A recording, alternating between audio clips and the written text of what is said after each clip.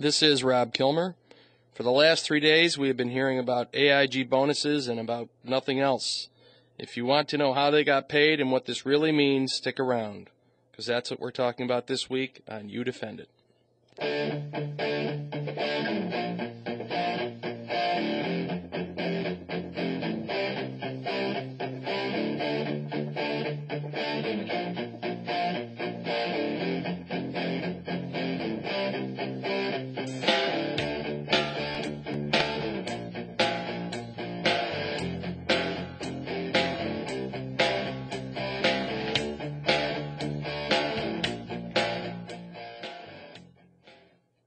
Welcome to You Defend It with Rob Kilmer. The phone number to call into the show is 772-1290.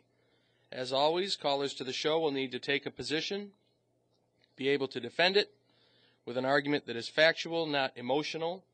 And if you can't make your point without insulting someone, you can't make your point on this show.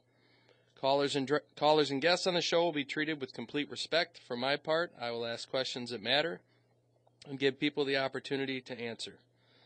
My web address is www.youdefendit.com. That's youdefendit.com. You can give me your comments on the show anytime. By Friday of each week, I will have the topic up for the next week's show. You can also visit my blog through the site. You can read my posts, leave your own. The lineup for the Sunday talk shows will also be posted there on Saturdays. You can always listen to my show live on streaming audio on www.wnbf.com, and my show is uploaded later in the day to youdefendit.com if you want to listen to it sometime later after my show ends. Okay, this week we're going to be talking about the AIG bonus money and the outrage. And I think it was on the national news before my show started today. I'm sure it was. It's been everywhere I've looked and listened for the last 72 hours. And I'm going to read 3 quick articles, and then we're going to talk about it. The first is from dougpowers.com, and I try each week to vary the different places that I go so that I can bring as broad a spectrum as possible to the show. I had not gone to this site before. It describes itself as Thoughts, Musings, and Commentary by columnist Doug Powers. And this is an excerpt of what he wrote this week. Which party is the angriest about AIG bonuses? And which party was the one that rushed through the $1 trillion stimulus bill? According to Republican Whip Eric Cantor, if you voted for the stimulus bill, you allowed the provision to go forward which stopped the government from disallowing these bonuses. Problem is, thanks to Nancy Pelosi rushing the thing along, nobody had time to read the bill, and they voted for it anyway. Now they're complaining about it. Talk about mind-boggling. This is from CNN yesterday. A defiant Senator Chris Dodd, that's Democrat from Connecticut, defended his actions on bonuses for AIG executives Friday as news surfaced that a senior company executive was returning his $6 million bonus. Dodd told CNN on Wednesday that he was responsible for language added to the stimulus bill to make sure that already existing contracts for bonuses at companies receiving federal bailout money were honored. A Treasury Department official admitted to CNN earlier that the Obama administration had pushed for the language. And the last thing I want to read is an opinion piece from a pretty prominent conservative, Charles Krauthammer. This is in today's Seattle Times, and I happen to think it's excellent. And these are excerpts from it.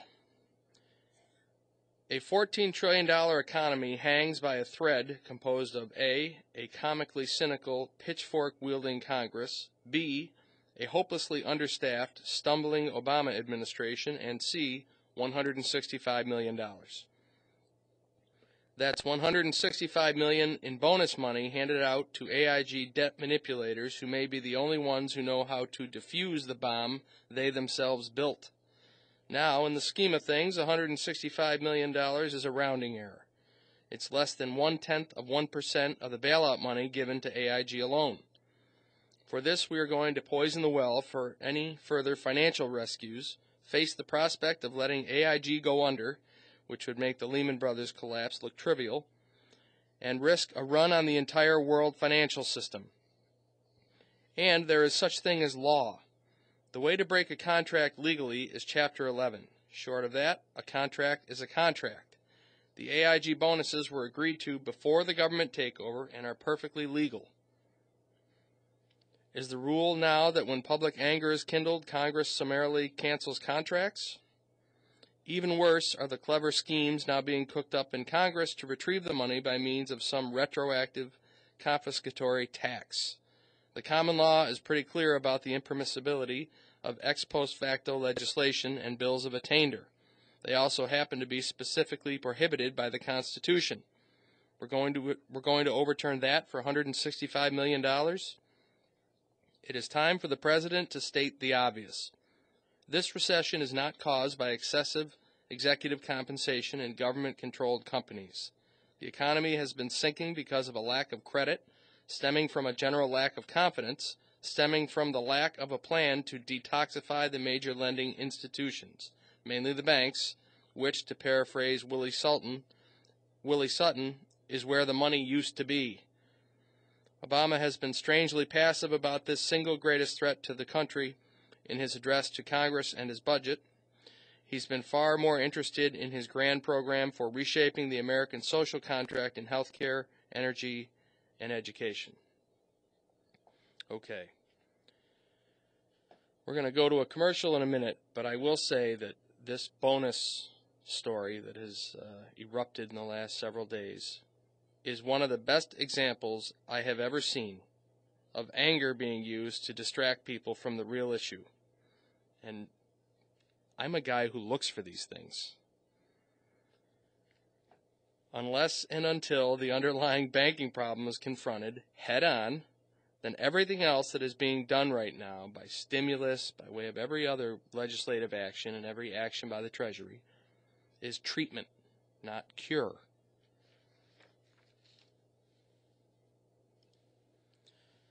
We'll be back shortly, but when we do, I want to talk about several aspects of Charles Krauthammer's article. I think it's exactly correct in a number of respects, and it raises the types of issues that nobody wants to talk about because they're just not inflammatory enough, but they happen to be true, and they happen to be the issues or the factors that are going to decide this whole bonus matter.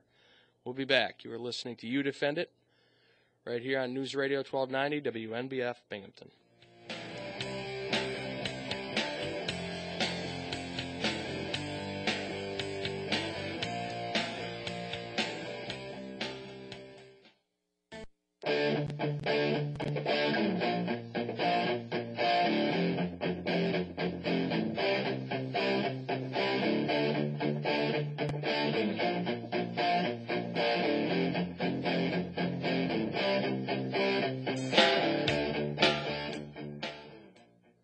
Welcome back to You Defend It with Rob Kilmer. The phone number to call into the show is 772-1290. Getting back to this Charles Krauthammer article. What we are barely hearing is the fact that the AIG bonuses were agreed to long before the government put any money into AIG. These are employment contracts. These are valid contracts between AIG and its employees. Now, the people who were kept on have been kept on in order to wind down certain divisions of AIG to deal with the problems that AIG is facing. I mean, think about how counterproductive it would be for us to provide an enormous amount of money to a business because we believe it cannot fail. That if it does, the results will be catastrophic. And then to try and undo the contracts with the employees who will be necessary in order for that company not to fail. I realize on its face, $1 million bonuses and all that, on its face, they sound ridiculous. People are enraged when they hear them. And that's why the only thing we hear is what is evident on its face. Why go past that? If you're trying to get people to listen to you, if you're trying to get people to watch you, stop there. Then you can build another story, which is the public reaction to the outrage at AIG. And from that, you can build who knew and when. And from there, you can go to should the Treasury Secretary resign. All of this is absurd when you get back to the fact that these are contracts. Now, if you'd gone into bankruptcy, and that's what Chapter 11 is, and Krauthammer's article where he says there's such thing as law, the way to break a contract legally is Chapter 11. If you take your company into bankruptcy, you can undo certain contracts. It happens with labor unions all the time. Bankruptcy judges have they've modified, if not outright eliminated, provisions of contracts pertaining to wages, pertaining to pensions. This stuff can be undone if you go through bankruptcy. But if you don't, then you can't. The other thing or one of the other things in Krauthammer's article is that the common law, he says the common law is pretty clear about the impermissibility of ex post facto legislation. I want to explain that. And that is in the Constitution. He is exactly right. You can't write a law that goes backwards. You can't write a law that criminalizes or affects things that have already happened. You can't make something into what it wasn't at the time. The Congress can no more do this than they could outlaw now. They could pass a law now making the speed limit 45 miles per hour nationally and then go instruct every state to issue tickets to everybody who drove over 45 miles per hour in the last 10 years. It is absurd to think not only that the Congress would be able to do this, that our Constitution would allow for such a thing, but that, more importantly, for my show, people aren't out there saying, wait a minute, just drop this idea now. This is patently unconstitutional. Everybody knows it. And why don't they do it? Because why substitute fact for good old-fashioned, emotionally driven argument? It is ridiculous to think that a government not only can, but should. Isn't it, for all the talk about taxes and tax increases, isn't it amazing that the very first option people have come up with in Congress, Republicans and Democrats, Republicans in the House voted for this, I think 80 of them, well, we'll just tax it. We'll get it all back with a big tax. We're going to target a certain group of people with a tax.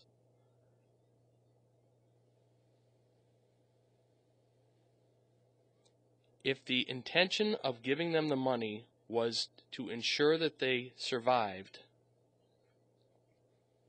then how are you going to do that when you simultaneously threaten the viability of the company?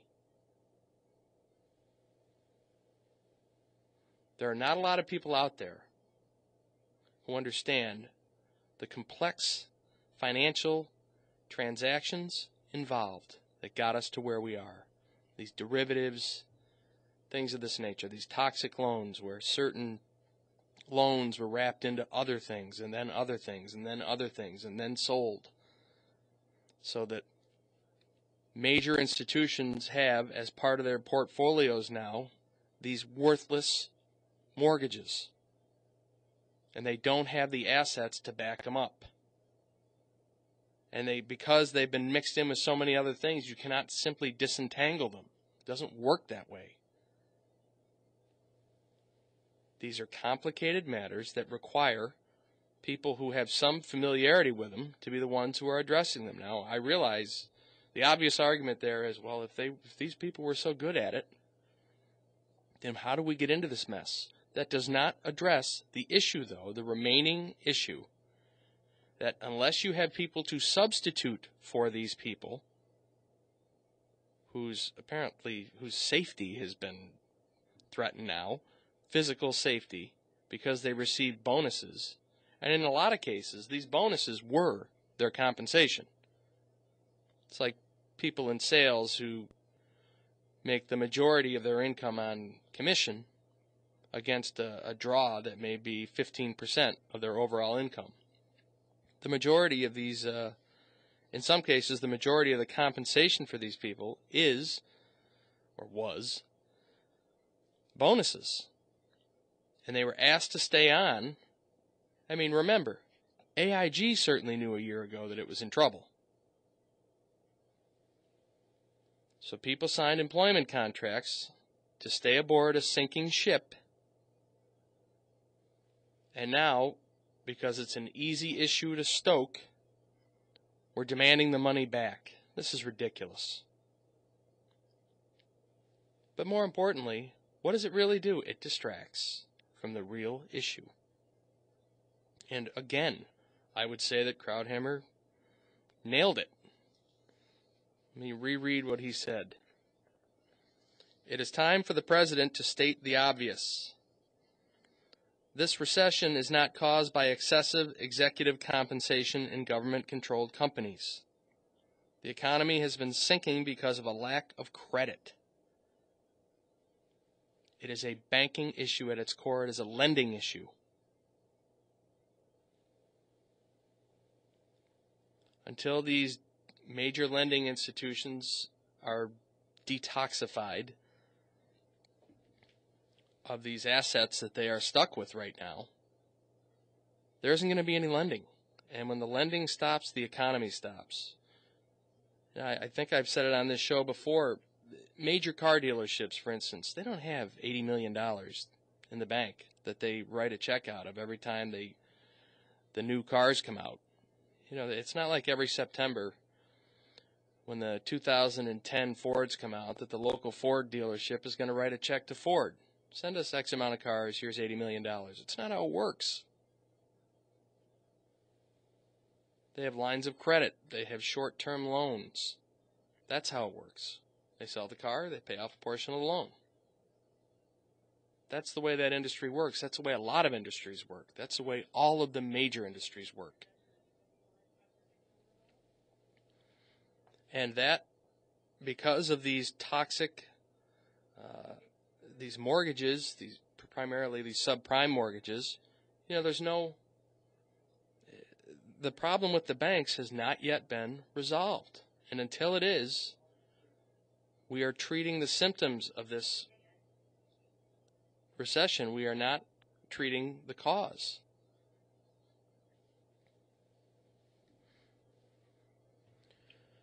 Okay. I got Lucas. You on the line there? Yes, I am.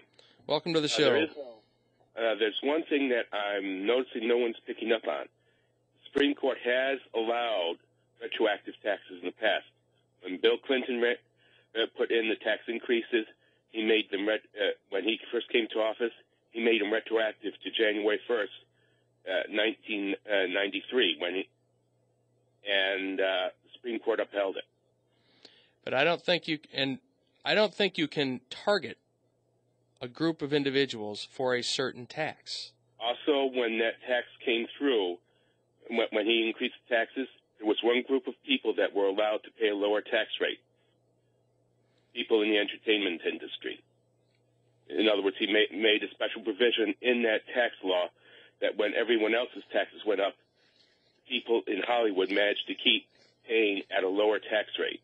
And I believe with some of the stuff that comes true, one of the things they're pushing through is there's going to be special deductions for people in Hollywood that they won't be hit by the tax increases that are coming in this time around, which is one of the reasons why so much of Hollywood loved Bill Clinton and why they despised Bush when he lowered taxes for everyone else, but by making the taxes the same for everyone, ended up raising the people in Hollywood's taxes. Well, Lucas, thanks very much for the call. I will look into that a little further. But it's my probably find someone who has tax records that go back to, maybe someone a tax attorney you might know.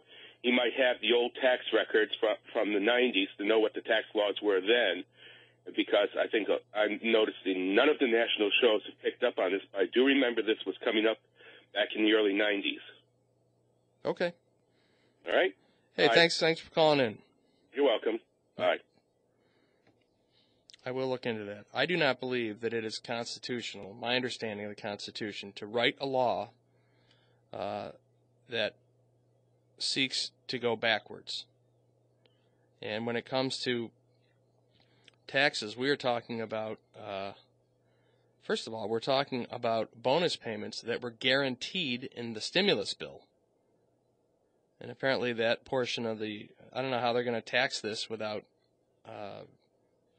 somehow repealing that portion of the stimulus bill that nobody had a chance to read, Frank, if you're out there listening.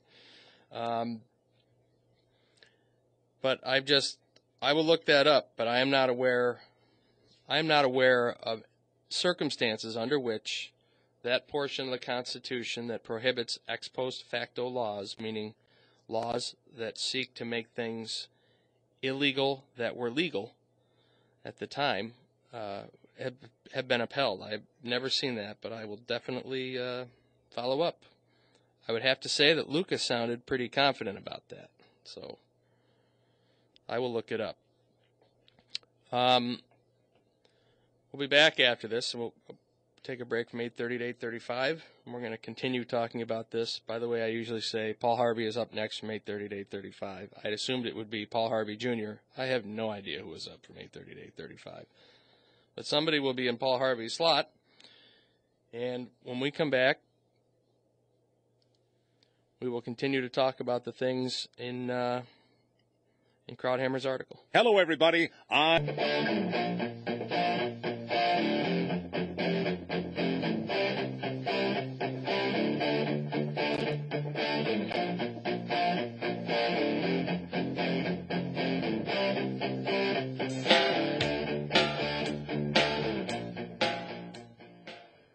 Welcome back to You Defend It with Rob Kilmer. Phone number to call into the show is 772-1290. I guess it's going to be Doug Limerick from now on. There once was a man named Doug Limerick. I don't know how to finish it. All right. I want to know what you think about the federal government using the power of the federal tax to remedy an issue it has with one company. And I realize that this whole bonus situation gets people mad immediately when they first hear about it. But what about that? Going straight to the tax, 90% tax. What about this? And again, I may be in the minority on this one. $165 million of the bailout money was used for bonuses. My feeling is, I hope it makes it into the economy.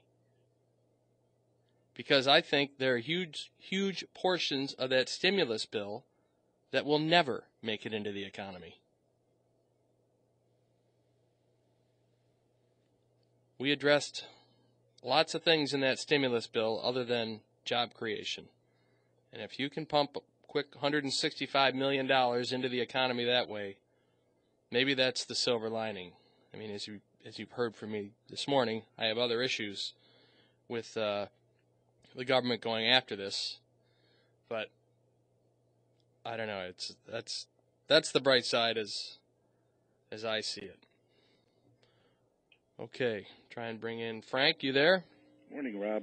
Morning, Frank. How are you? Good. You woke me up this morning. Well, I threw a shout out directly to you. Okay.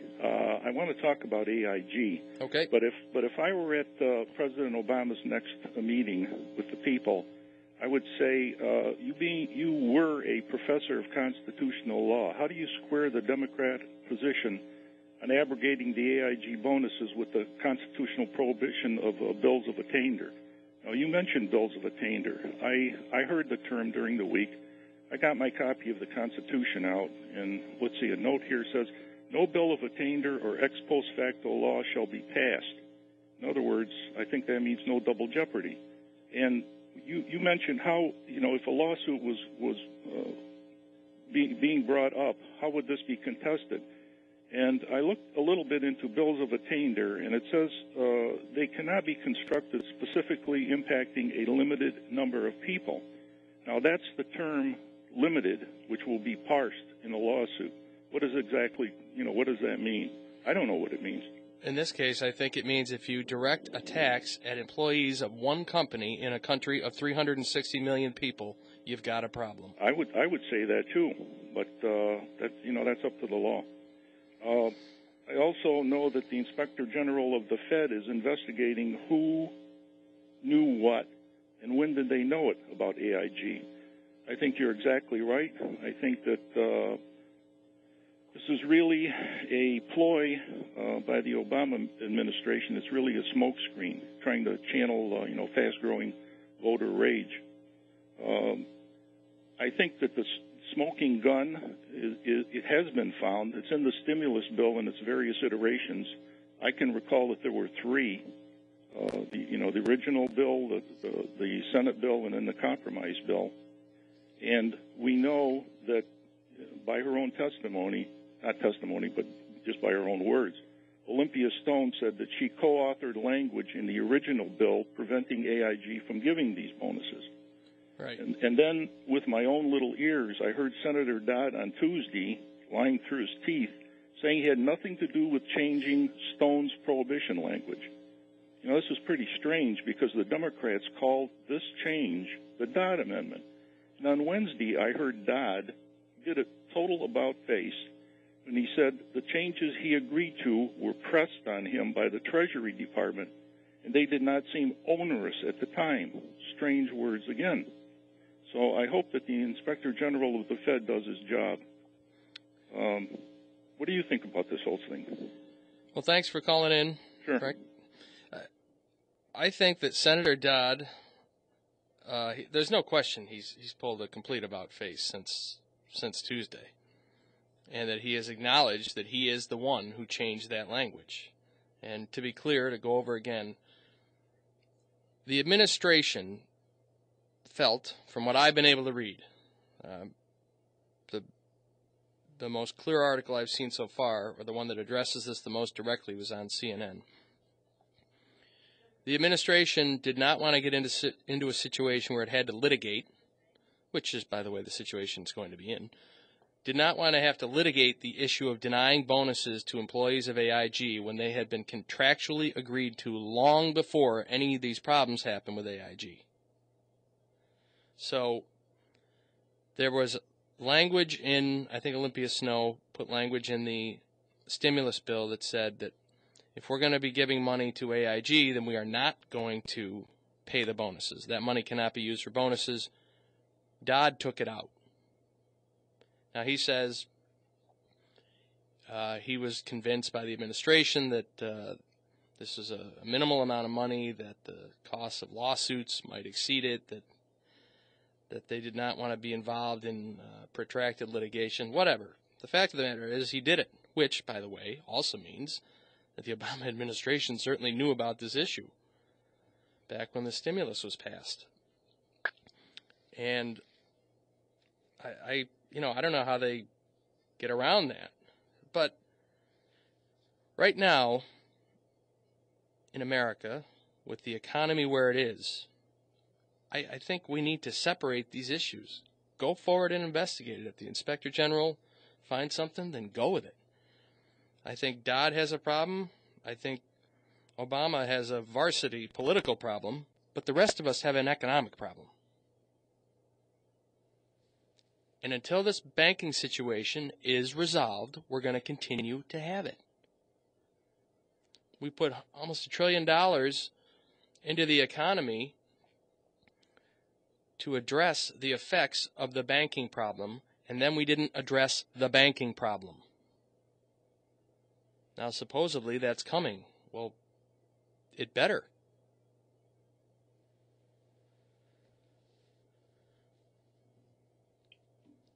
Okay, I have Joan on the line from Owego. You there? Hi, how are you? Good, how are you? Pretty good, thank you. A couple of comments.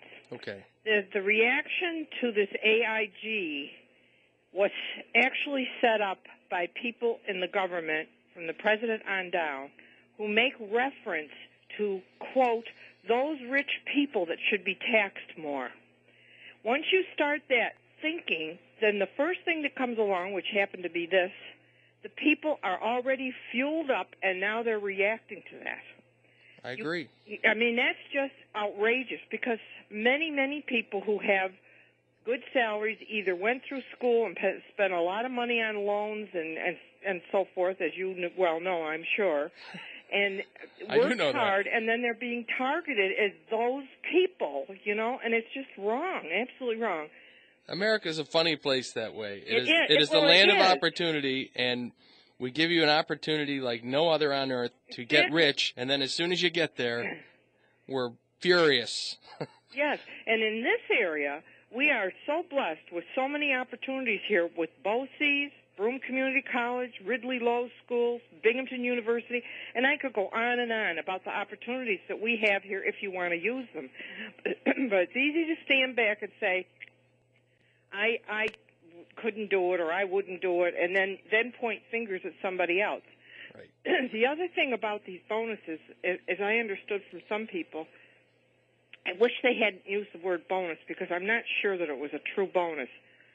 I understand that this was given to these people in order to make them stay on for a period of time in hopes, quote unquote, that they would fix the problem because they understood it. Right, and you know what? That's partially my fault. I should be referring to these as retention bonuses. That's right, and everybody's doing that. It isn't just you, and that's where the other fury comes in, because they think of bonuses as something as a reward for bringing in business or making certain sales points and things like that, and it really wasn't for that. It was for retention. The other thing is, when you give out stimulus packages, you can't all of a sudden assign Mr. X or Mrs. X to oversee it if they have no business background or don't understand what to look for. They just assign people, and that's not how you have an overseer. I agree with you. Well, thanks very much for calling in. You're very welcome. Bye-bye. Okay, bye.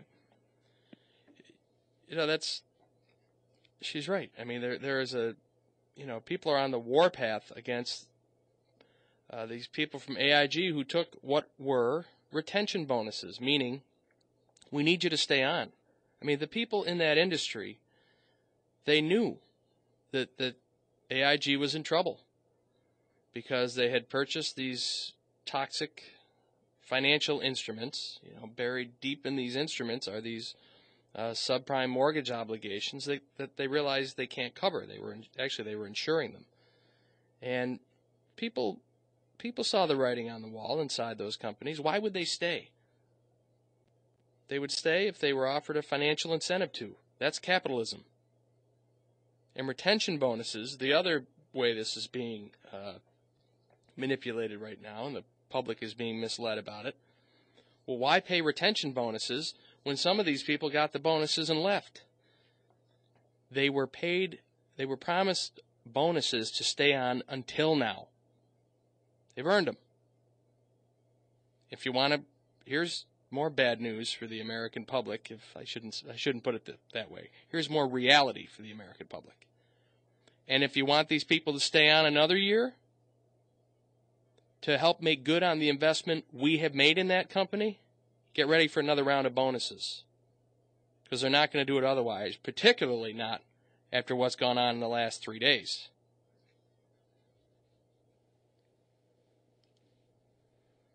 You know, this is just a case of hysteria overtaking reason. We are investing, whether you like it or not, the country has invested taxpayer dollars into these companies because we recognize that if they fail, then a bad problem is going to get worse, and now we are attacking these companies and undermining our own investment. We'll be back. You're listening to You Defend It, right here on News Radio 1290 WNBF Binghamton.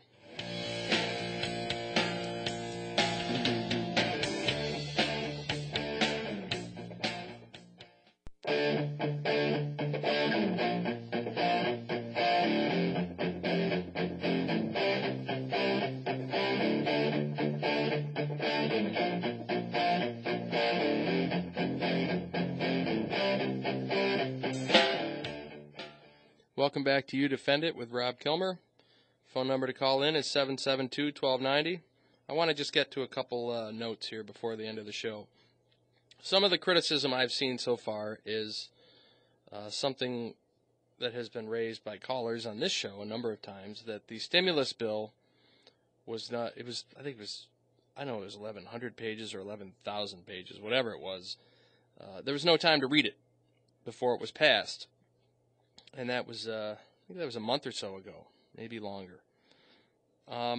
Now, this past week, I've heard several people, or watched several people, comment on the fact that we weren't given an opportunity to read it, or we'd have known that this bonus provision was in there. But this bonus provision, it's really only become an outrage in the last week or so. So here's my question. What happened during the last month? I mean, the bill was still there to be read if you voted for it. I mean, don't you want to know what you did, even if you didn't know what you were doing? You got to read it. And why not read it the day after or 2 days after? It's not enough in these times to say I voted for it, but I didn't have a chance to read it. I hope it works. I couldn't stop the vote from happening, so I had to make a call, and I voted for it, but I didn't have time to read it. Well, then read it.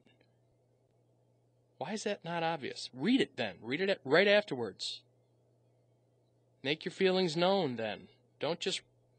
You can't just fall back on the fact that you didn't read it.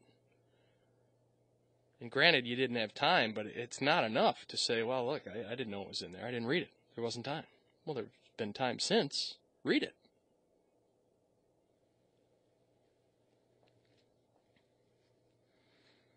I fear that going forward, we're going to be talking about nothing but these bonuses.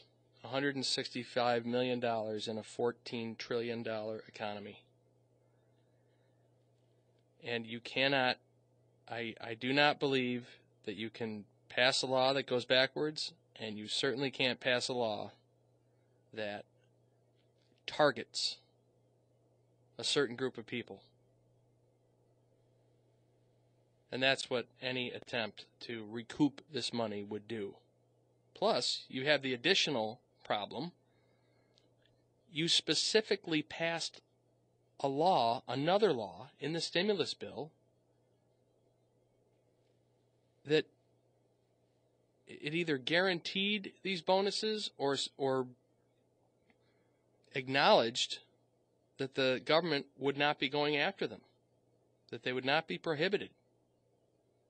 And even if it's a situation where the language was in there and then removed, that matters. That's an argument for the AIG employees, lawyers, that there was a reason it was removed. There was an acknowledgement of the validity of these contracts. You can't just undo contracts. And that's what you're essentially doing. Because what you're doing, it's a unique situation when you are the provider of the money.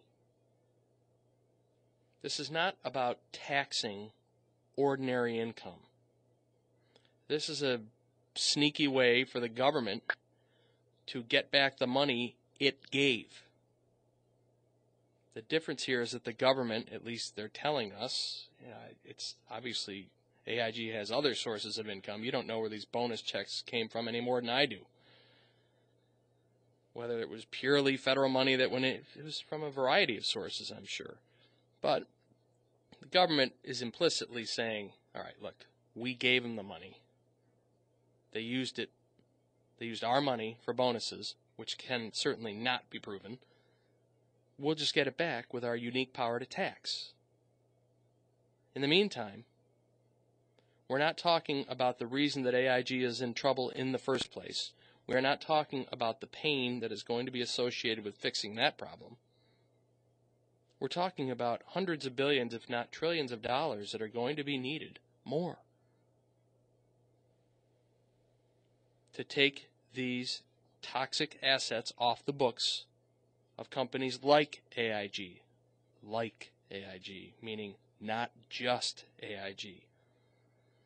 The problem here is so much bigger than these bonuses, and it is so much more profound than you would think by hearing the discussion of these issues.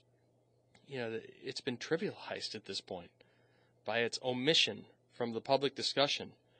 There is a freight train coming down the tracks with the solution to these toxic assets right now. Everybody's known for months that the problem is these assets and the banks and their ability to lend or their willingness to lend until this situation is resolved. You don't hear a word about it. Why? Because of what this show is about.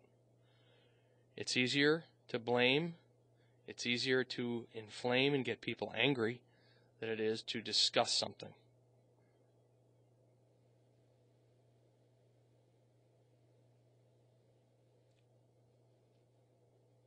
I don't know if I've ever seen it worse than this one. It seems obscene to people who may never see $1 million in their lifetime that people in a failing company are receiving $1 million bonuses. I think the average actually was $550,000. But you can't look at facts in a vacuum. You got to look at the whole thing and see where those bonus payments, where that fits into the broader picture. Otherwise, you get reactionary idiocy like we're seeing now, which has no hope of success, and certainly is unrelated to the actual problem. The banking problem in this country has nothing to do with it. Say we get back $165 million of this bonus money. What's that going to do about the banking problem? Nothing.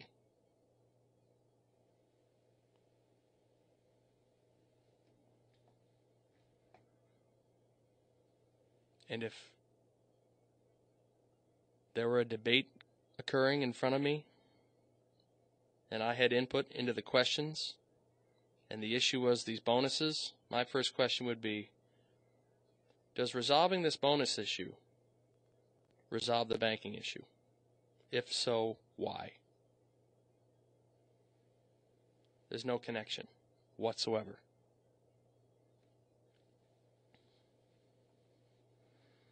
We've got $1 million problem, and we're looking at a 10-cent issue right now. And it gets worse by the day.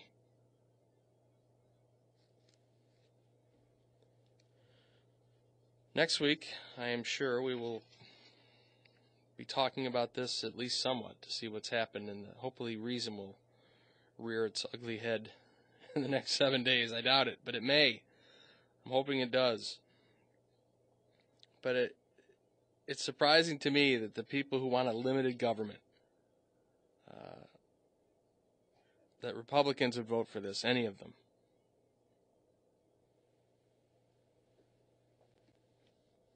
These are not the actions of a limited government. These are the actions of a punitive, retaliatory government, an activist government.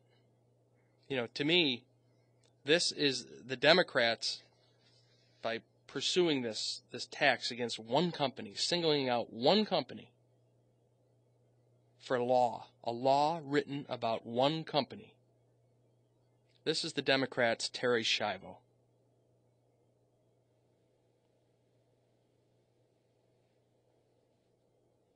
Again, there's 360 million people in this country or so. You can't go singling out if you are the federal government. Show some restraint, show some discipline, show some understanding of what your role is, not just constitutionally. But how about some priorities? We've got a major problem in this country with our banks. Let's get on with it. Sideshows like this need to become something that we talk about in the past tense. Remember the days when we used to allow the airwaves to be eaten up by this nonsense? That's what it should be. And that only happens when the public demands real debate on real issues that matter in real people's lives. We'll be back next week. Thanks for listening to You Defend It on News Radio 1290 WNBF Binghamton.